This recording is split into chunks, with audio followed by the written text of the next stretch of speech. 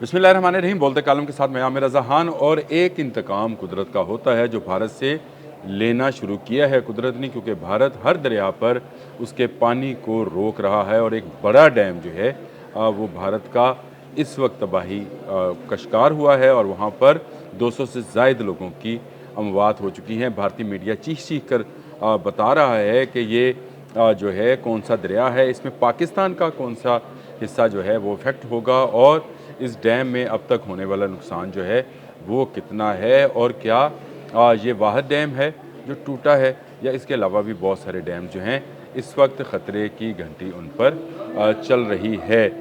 ये है आज के मेरे वीला बोलते कालम का अनुमान, और इसी पर मैं आपसे बात शुरू करता हूँ। भारत का इलाका है हिमाचल प्रदेश, जहाँ पर हर साल शदीद बारिशें होती हैं, और ये इन बारिशों की वजह से ही वहाँ की नदियाँ जो हैं, चाहे कोलू नदी है, चाहे मिलाना नदी है, पर्वती रिवर है, और एक दरिया ऐसा है जो वहाँ से पाकिस्तान आया करता था। लेकिन सिंतास माहदे के तहत जब पाकिस्तान ने इस दरिया को भारत के हवाले कर दिया तो भारत ने इसका कम्प्लीटली टोटली पानी रोक लिया, जो कि इस माहदे की भी खिलाफ वर्जी है। याद रखें, दरिया को चलते रहने देना जो है ये भी उस दरिया की और इस दरिया की जो नेचुरल लाइफ है उसको बढ़ाती है। लेकिन ये दरिया ऐसा था जिसको भारत ने कम्प्लीटली अपने कब्ज़े में करने के बाद वहाँ पर जगह जगह डैम बनाने शुरू किए। अब एक के बाद एक डैम जो है वो टूट रहा है, और टूटे क्यों ना कि वहाँ पर पानी इस रफ्तार से बारिशें हुई हैं कि वहाँ पर जिसको क्लाउड बर्स्ट कहते हैं वो हुआ, और उसके बाद ये डैम जिसको कोल्लू डैम कहते हैं, जी बिल्कुल कोल्लू नदी के ऊपर ये बनाया गया है। इससे पहले पिछले साल अगर बात करें तो मिलाना डैम जो था वो बह गया था, और अब कोल्लू डैम, ये run of the river dams हैं, और ये कोल्लू, मिलाना और पर्वती दरिया से मिलते हैं। और इसी पर्वती दरिया ने आगे चलकर दरियाए ब्यास में मिलना होता है। जी पाकिस्तान ने जो 3 दरिया दिए थे उनमें से एक दरिया रावी, सतलुज और ब्यास, और ब्यास में इस वक्त पानी की सतह जो है वो आहिस्ता आहिस्ता बुलंद हो रही है, और उसके लिए भारत में तो अलर्ट जारी कर दिया गया है, क्योंकि वहाँ पर कोल्लू डैम के गेट पे साथ बहा कर ले गया है दरिया। ना सिर्फ वो ले गया है बल्कि वहाँ पर लगी सारी मशीनरी भी जो है वो भी साथ बह गई है। ये मैं नहीं कह रहा हूँ, रिपोर्ट है इंडियन चैनल्स की, और उनकी अगर आप रिपोर्ट्स देखें तो उनका ये कहना है कि लास्ट ईयर भी, यानी पूरे 1 साल पहले भी मिलाना के मुकाम पर एक इसी तरह run of the river hydro project था, वो दरिया अपने साथ बहा कर ले गया था। उसकी वीडियो यूट्यूब पर भी मौजूद हैं, आप खुद भी देख सकते हैं, और उसके मुतल्लिक आर्टिकल्स भी मौजूद हैं कि भारत अननेचुरल वे से दरियाओं से पानी लेना चाहता है, और दरियाओं से पानी लेकर उनको रोक लगाकर उससे बिजली बनाना चाहता है। लेकिन जब दरिया अपनी ज़मीन वापस ले रहा होता है तो वो नहीं देखता कि उसकी राह में कोई डैम है, कोई बंद है, कोई दरवाज़ा है। तो आज भी यही हुआ। आज से अब से चंद घंटे पहले तक की रिपोर्ट है कि मुसलसल होने वाली बारिश और क्लाउड बर्स्ट से वहाँ पर पहले सायरन बजाए गए, फिर एक आदमी जो था उसने आवाज़ लगाई। ये सारा मीडिया रिपोर्ट्स हैं जो मैंने इंडियन मीडिया पर ही देखी हैं, और उन्होंने कहा कि इस नदी से दूर रहें क्योंकि कोल्लू में जो है बड़े पैमाने पर पानी आ रहा है, लैंडस्लाइडिंग है, और इससे डैम बह जाएगा। और वही हुआ कि डैम के गेटवे को तोड़ता हुआ पानी सारी मशीनरी को भी साथ बहाकर ले गया है। 200 से ज़ायद लोगों की अमवात की अब तक की रिपोर्ट है। सैकड़ों देहात जो हैं वो ज़ेर आब हैं, और इसी तरह अब अलर्ट जारी किया गया है कि ब्यास रिवर में भी बड़े पैमाने पर पानी जो है वो आ सकता है। यानी वहाँ पर पाकिस्तान तक आते आते तो शायद वो बहुत ही कम पानी रह जाएगा, क्योंकि जगह जगह पर डैम बना चुके हैं। लेकिन ये दूसरा मौका है कि एक ही दरिया के, पर्वती दरिया के 2 नालों मिलाना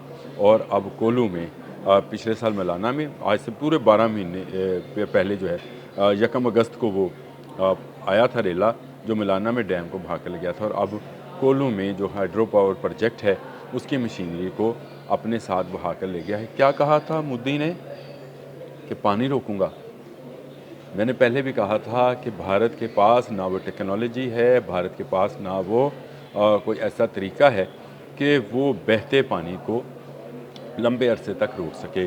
आप कब तक एक दरिया का रास्ता रोकेंगे? दरिया पे जब लैंडस्लाइडिंग होती है, जब पानी आता है, तो वो अपने साथ सब कुछ बहा कर ले जाता है। और आपने अभी अपने यहाँ पर कभी ना बहने वाले दरिया सवां को देखा कि उसने अपनी ज़मीन को कैसे वापस लिया। तो दरियाओं में, नदियों में, नालों में सैलाब का आना, लैंडस्लाइडिंग का होना, ये एक कुदरती अमर है। लेकिन जब आप जगह जगह पर ऐसे प्रोजेक्ट्स बनाएंगे जो कि कुदरत की और कुदरत के बनाए शाहकार पहाड़, दरिया, जंगल, इनको बर्बाद करेंगे, तो कुदरत फिर उसका इंतकाम लेगी। और भारत से ये इंतकाम इस वक्त लेना शुरू हो गया है।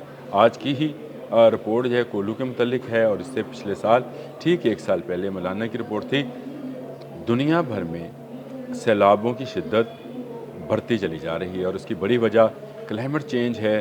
ठीक है, ग्लेशियर्स पिघल रहे हैं, और इसके नतीजे में ज़्यादा पानी नदियों में बहना शुरू हुआ है, और उसमें ज़्यादा पानी बहने से ज़्यादा वो जो सर्कल है, रेन सर्कल, वो ज़्यादा तादाद में बनना शुरू हुआ है। और अब हर साल इसी तरह से बारिशें होंगी। आप अगर ऐसे इलाकों में रहते हैं जहाँ पर नदी नाले हैं, अगर आप ऐसे इलाकों में रहते हैं जो दरियाई ज़मीन पर बने हैं, और दरिया के ऊपर घर बने हैं और उनको बेच दिया गया है, प्लॉट बना दिए गए हैं, तो आप भी इनसे दूर रहें।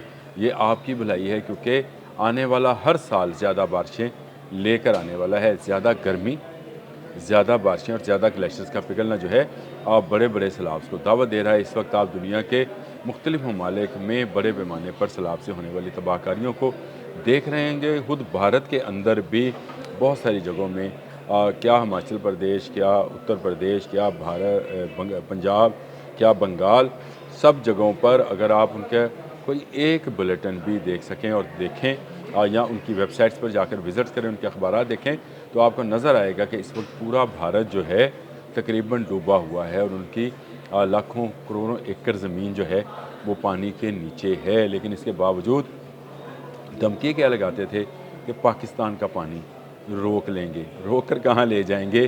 पानी रुकने वाला नहीं होता, पानी चलते रहने का नाम है। और पानी जब पहाड़ों से उतरता है तो अपने साथ इतने हैवी बॉम्ब्स लेकर आता है।